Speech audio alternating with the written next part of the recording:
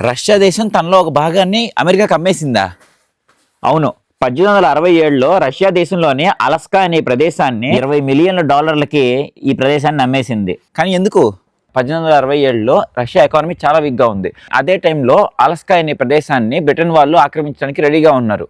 So ఎందుకు ఫ్రీగా పోగొట్టుకోవడం అనే ఒకే ఒక ఆలోచనతో అప్పటి రష్యా డిప్లొమాటిక్ లీడర్ అయిన Sergei Witte American secretary of state William H సేవడ్కి 7.2 మిలియన్ స్క్వేర్ మైల్స్ ఉన్న అలస్కా అనే ప్రదేశాన్ని $20 మిలియన్ అమ్మేశాడు. అట్లా యూఎస్ఏ దీన్ని ఇది ఒక ఐస్ బాక్స్, ఇక్కడ మంచి తప్పితే ఏమి లేదు అని చెప్పేసి అమెరికన్లు అభిప్రాయపడ్డారు. కానీ ఈ రోజు చూస్తే అఫీషియల్ గా అలస్కా అనే ప్రదేశం యునైటెడ్ స్టేట్స్ లో భాగం అయిపోయిన తర్వాత వాళ్ళు దీంట్లో గ్యాస్, ఆయిల్ మరియు గోల్డ్ ని కనుగొన్నారు.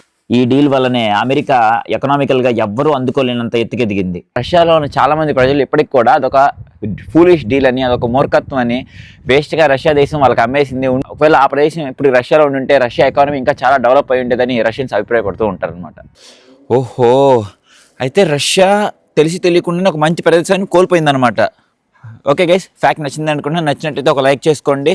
రేపు వచ్చే ఇంట్రెస్టింగ్ ఫ్యాక్ట్ మిస్ కాకూడదంటే రష్యా గురించి వాళ్ళు సబ్స్క్రైబ్ చేసుకోవడం మాత్రం మర్చిపోకండి. జై హింద్.